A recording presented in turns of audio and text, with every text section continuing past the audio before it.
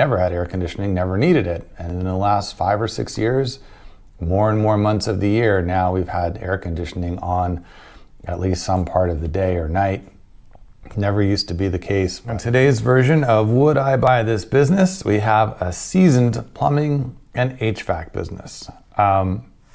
So in general, these are good businesses because the demand is never going to go away and it's not going to be replaced by Amazon, right? Amazon's not going to drop by your house with a HVAC unit that they're going to just drop off and somehow it's going to be magically installed.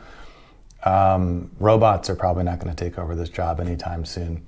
So it's a good long-term business. There's a huge demand. The world's only getting hotter, so there's going to be more and more HVAC needed in the world, even in places that didn't used to need HVAC. Like where I live in San Diego, for years I never had air conditioning, never needed it. And in the last 5 or 6 years, more and more months of the year, now we've had air conditioning on at least some part of the day or night. Never used to be the case, but now we're a consumer of air conditioning that never used to need it. So I think that's going to be only more and more common as time goes on. So I think it's generally a good business. This one, so they've got sales of 2.1 million, which is pretty good size.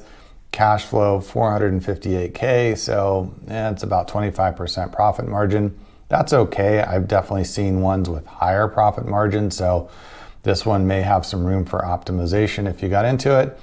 And the asking price is a pretty reasonable 1.1 million, so just a little over a 2x multiple, which a lot of times these businesses are 3x or more. So I would say, all things considered, that's a pretty good price for this business. It was established in 2000, so it's been around a quarter of a century, which is good news too. If it's only been around a few years, you don't really know how well it's going to hold up, but this one's been around since 2000.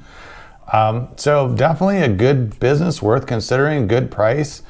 They don't say what furniture, fixtures, and equipment value is included, but presumably there's a few trucks, some tools, and whatever that comes with it.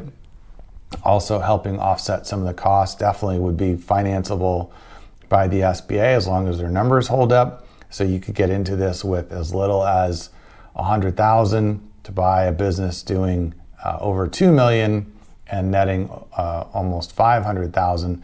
That's a pretty good return on your investment. Definitely, if this was a space I was looking to get into, this would definitely be one I would consider.